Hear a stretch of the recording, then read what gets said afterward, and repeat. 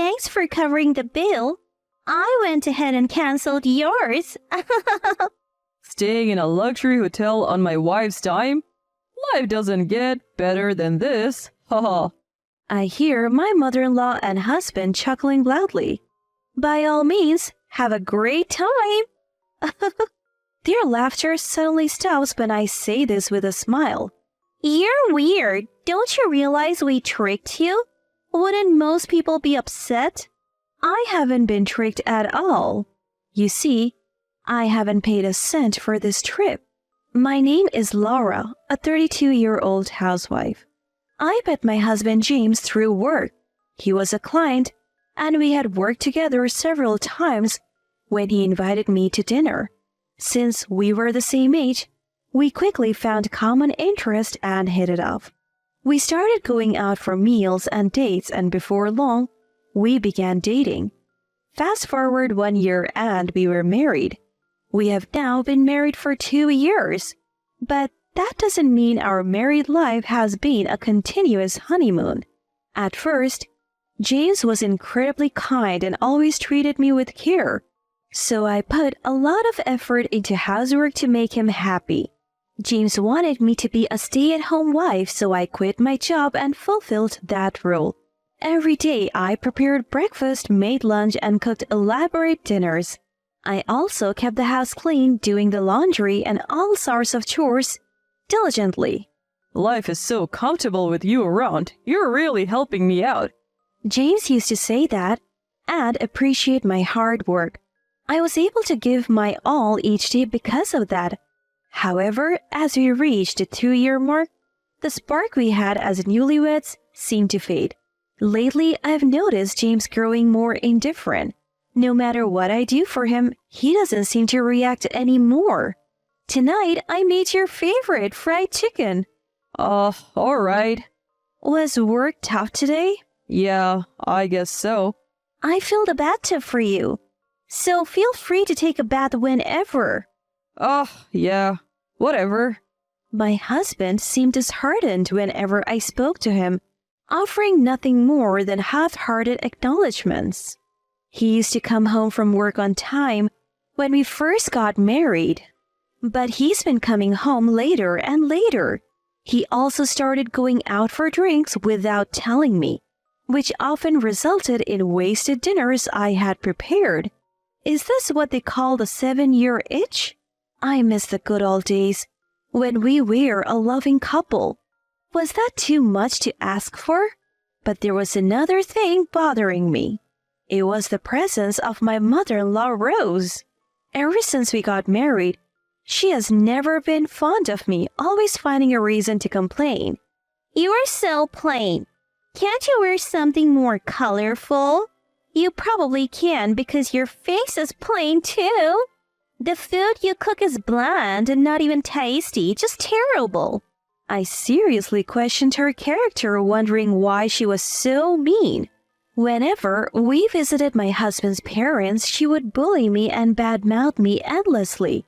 After 2 years of marriage, she started bugging us about having a grandchild.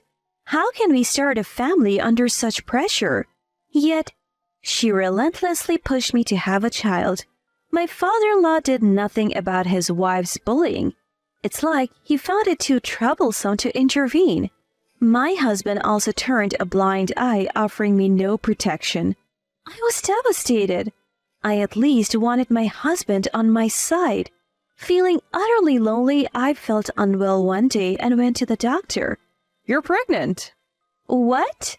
I was shocked, to say the least. I had no idea I was pregnant, but I was thrilled. Having a new family member on the way with my husband filled me with joy and hope for the future.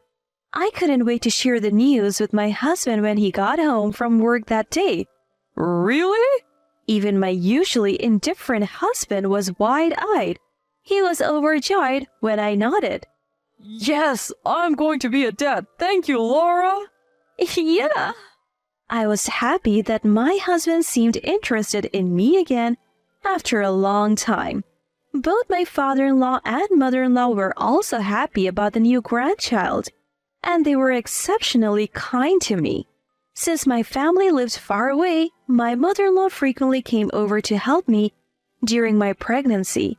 My husband told me not to overexert myself, and I felt as if the kind husband I knew had returned.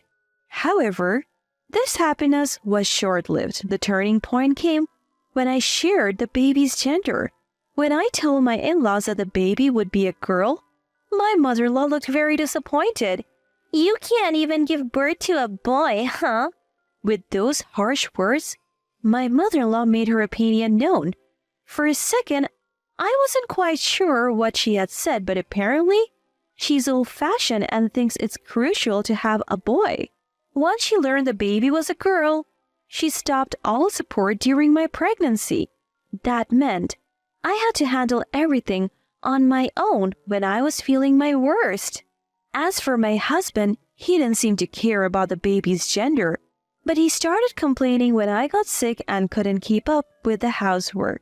You didn't make dinner again and you've been lounging on the couch? I'm sorry. I'm not feeling well. Don't be such a baby. I have to go to work even when I'm sick. You're a housewife. Housework is your job. His lack of consideration for my condition hurt me deeply. The only hope I had was the baby inside me and the thought that we would meet soon. And then I safely gave birth to our daughter. Seeing her for the first time filled me with joy. My husband was also thrilled and emotional when he saw his newborn daughter. She is as cute as an angel. I thought the three of us could finally be a happy family. But when we got home from the hospital, he reverted to his cold, distant self. While I do love my daughter, my husband would always leave her to me when she cried. He never bothered with things like changing diapers or giving her a bath.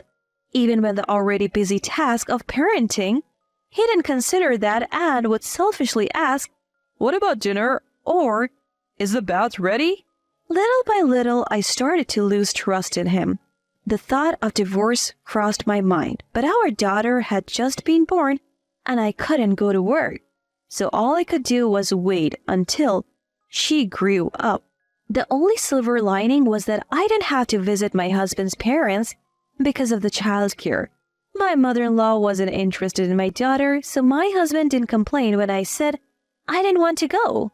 Time flew by while I was focused on raising my daughter, and before I knew it, she turned 3.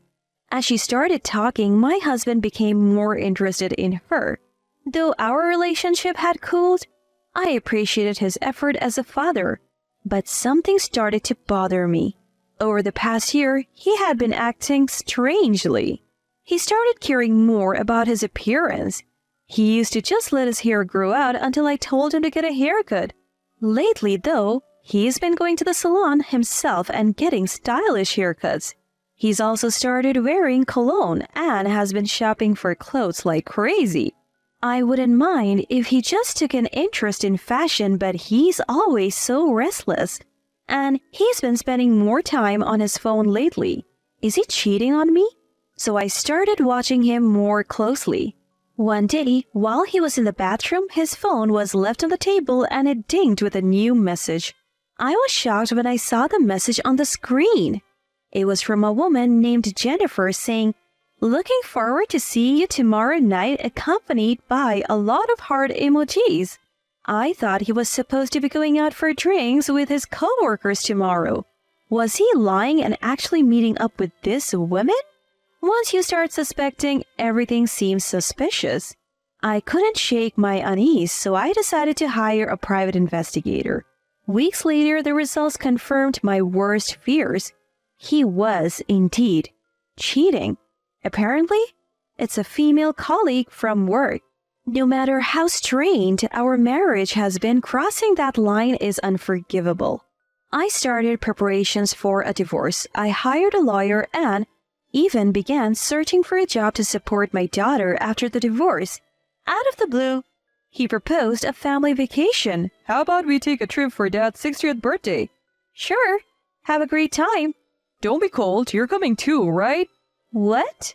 I was shocked. I never expected him to say something like that. What's the deal? You've acted like you're not interested in me. Likewise, you didn't seem interested in me either. Dad's turning 60. We should all celebrate together, so help me out here.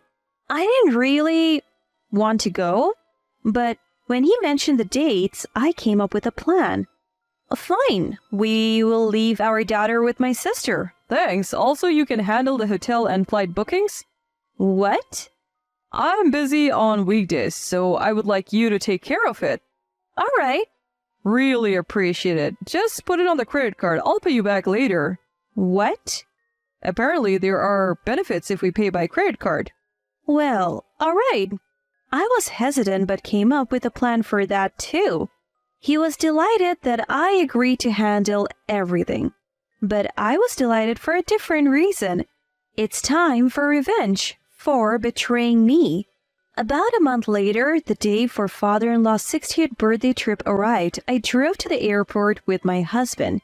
There, we finally reunited with his dad and mom after a long time. A long time no see, Laura. It's been a while. You haven't changed a bit, still looking plain as ever. And Rose, you're still carrying extra weight. As I see that the expression in my husband's family goes stiff. What the heck? You can't just say that, how rude. You need to apologize to Mom. Will Rose apologize to me for calling me plain? Why would I apologize? I just stated the facts. So did I. Hey, enough. Don't insult Mom. At this point, I had nothing to lose, so I wasn't hesitant to pick a fight with my mother-in-law. Oh, could it be that you're not overweight but actually pregnant? You look about the same size as when I was pregnant. My apologies for the mistake. What's wrong with you? We haven't seen each other in ages and this is how you talk to me? And you can't even have a son? I really could care less if you call me useless, but for the record, I'm not showing like you are, Rose. I keep provoking her and my mother-in-law storms off saying, I can't stand to look at your face anymore. My husband says, Cool it. Take some time to clear your head. And walks away with his parents. With a few hours to kill before the flight, they probably went to some cafe. I was relieved to have some time to myself, so I hung out at a coffee shop. Then my husband texts me. Come to the gate soon. When I arrive, I see my mother-in-law leaning on my father-in-law. What's going on? I ask my husband. She got dizzy from being so angry at you.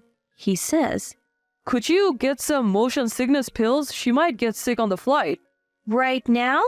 Won't we miss the flight? We're fine. I'll watch your bags. Go get it. All right. I step away, suspicious. Understanding they were up to something, I moved just out of sight and then went upstairs to observe my husband and his parents from the second floor. Sure enough, my mother-in-law immediately moved away from my father-in-law and was cheerfully chatting and laughing with my husband. Faking it, huh? My husband and his parents then left my bags right there and headed for the gate. I quickly went back to collect my bags. Can't just leave them, they'll get stolen. A few minutes later, my husband called me. I answered the phone while watching them disappear through the gate. Where are you? We decided to go without you. What? It's what you get for disrespecting Mom. My mother-in-law grabs the phone. Thanks for the payment. We canceled only your ticket. Staying in a fancy hotel with your money will be so sweet.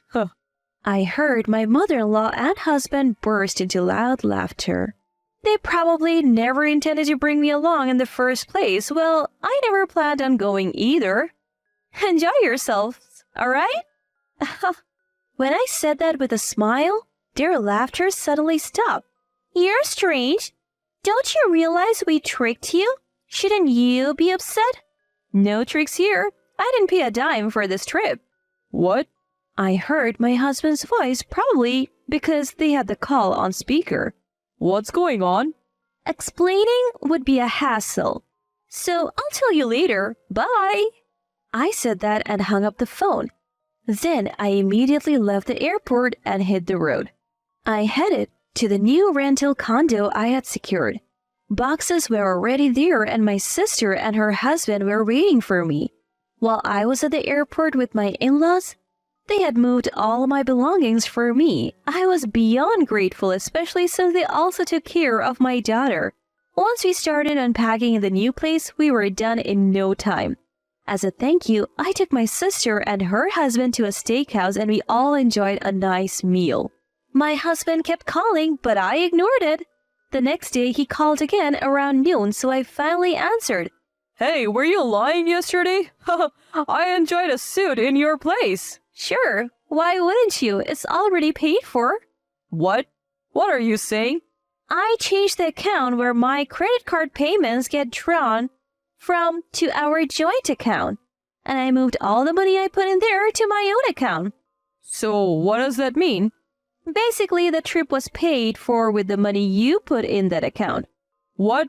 So I paid for it? Yes, exactly.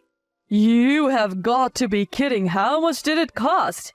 Plane tickets and all, maybe around $5,000 for 4 adults. Why 4? Only 3 of us went on the trip. Last-minute cancellations don't get refunded, you know. My husband was speechless over the phone. Why would you do this? Do you hate me? It's not about hate, it's just a little payback for the man who cheated. What? I have evidence of your affair, just so you know. He gasped in disbelief. Prepare yourself for a divorce, alimony, and child support. You can't be serious. You brought this on yourself. From now on, we'll communicate through lawyers. I said that and hung up on him. After that, I hired a lawyer to handle various procedures. The divorce went through smoothly, and I got compensation from my husband and his affair partner. I switched the credit card payment back to my account after the travel expenses were paid. Of course, I'm also demanding child support from my husband. It seems he couldn't cover the payments with his own earnings and savings, so he borrowed money from parents-in-law. Parents-in-law also apparently drained all their savings by covering their son's debt. Now, my husband has moved back in with his parents and they seem to be living a poor life together. Serves them right. I have no intention of letting my daughter meet her ex-father, and I haven't told him where we have moved. Marrying such a terrible man is regrettable, but I'm grateful for the opportunity to have met my daughter. From now on, I plan to live happy days just with my daughter.